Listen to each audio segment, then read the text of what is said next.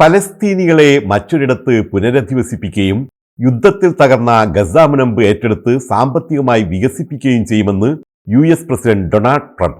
അമേരിക്കയിൽ സന്ദർശനം നടത്തുന്ന ഇസ്രായേൽ പ്രധാനമന്ത്രി ബെഞ്ചമിൻ നെതന്യാഹുവിനൊപ്പം നടത്തിയ സംയുക്ത വാർത്താ സമ്മേളനത്തിലാണ് ട്രംപ് തന്റെ സർപ്രൈസ് പ്ലാൻ പ്രഖ്യാപിച്ചത്. The US will take over the Gaza Strip and we will do a job with it too. We'll own it and be responsible for dismantling all of the dangerous unexploded bombs and other weapons on the site.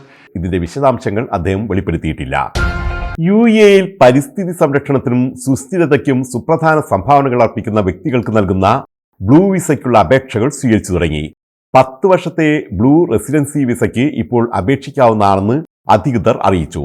കഴിഞ്ഞ May മാസത്തിൽ പ്രഖ്യാപിച്ച blue visa UAEയുടെ പാരിസ്ഥിതിക, സാമ്പത്തിക, സാമൂഹിക വികസനത്തെ പിന്തുണയ്ക്കുന്ന വ്യക്തികൾക്കാണ് നൽകുന്നത്. Federal authority for identity, citizenship, customs and port സെക്യൂരിറ്റിയുടെ ഔദ്യോഗിക ഓൺലൈൻ വിസ സേവന പ്ലാറ്റ്ഫോമായ സ്മാർട്ട് സർവീസസ് .icp.government.ae വഴിയാണ് അപേക്ഷകൾ സ്വീകരിക്കുന്നത്. സ്വർണത്തിന്റെ ഇറക്കുമതി തീരുവ കുറച്ച ഇന്ത്യയുടെ നടപടി UAEയിലെ ആഭരണ വ്യാപാര മേഖലയ്ക്ക് തിരിച്ചടി. ഇറക്കുമതി തീരുവ 15% നിന്നും 6% കുറച്ച ഇന്ത്യയുടെ തീരുമാനമാണ് UAEയിലെ ആഭരണ വ്യാപാരത്തെ പ്രതികൂലമായി ബാധിച്ചത്. വേൾഡ് ഗോൾഡ് കൗൺസിലിന്റെ ഏറ്റവും പുതിയ റിപ്പോർട്ട് അനുസരിച്ച് 2024 UAEയിലെ ആഭരണ വിൽപ്പനയിൽ 13% ഇടിവാണ് ഉണ്ടായത്. സ്വർണ്ണവില കുതിക്കുന്നു. ഇന്ന് വില എക്കാലത്തെയും ഉയർന്ന നിരക്കിലെത്തി. 24 കാരറ്റ് ഗ്രാമിന് 1 ദിർഹം 50 ഫിൽസ് ഉയർന്ന് 344 ദിർഹമായപ്പോൾ 22 കാരറ്റ് ഗ്രാമിന് 2 ദിർഹം 75 ഫിൽസ് ഉയർന്ന് 320 ദിർഹം 25 ഫിൽസായി. ഇന്നലെ സ്വർണ്ണവില ഔൺസിന് $2,814 ആയിരുന്നത് ഇന്ന് $2,859 ഉയർന്നത്. കുവൈത്തിൽ പ്രവാസികൾക്ക് തിരിച്ചടി. വരുന്ന മാസം 31 ശേഷം സർക്കാർ പൊതുമേഖലകളിലെ വിദേശികളുടെ കരാറുകൾ പുതുക്കില്ലെന്ന് സിവിൽ സർവീസ് കമ്മീഷൻ. സ്വദേശിവൽക്കരണത്തിന്റെ ഭാഗമായാണ് ഈ നടപടി. നിലവിൽ സർക്കാർ മന്ത്രാലയങ്ങളിൽ ഘട്ടം ഘട്ടമായി വിദേശികളെ കുറച്ചുകൊണ്ടുവരികയുമാണ്. സൗദി അറേബ്യയിൽ ഉംറയ്ക്കെത്തിയ കാസർകോട് സ്വദേശി മരിച്ചു. തൃക്കരിപ്പൂർ പടന്ന മാവില കടപ്പുറം സ്വദേശി കുതിരുമ്മൽ ഇബ്രാഹിംകുട്ടിയാണ് മരിച്ചത്. 62 വയസ്സായിരുന്നു. ഉംറ നിർവഹിക്കുന്നതിനായി കഴിഞ്ഞയാഴ്ചയാണ് ഭാര്യ കൗലത്തിനൊപ്പം ഇയാൾ ജിദ്ദയിൽ എത്തിയത്. ദുബായിലുള്ള ജാഫർ, നൌഫൽ, റഹീന, റസീന എന്നിവർ മക്കളാണ്.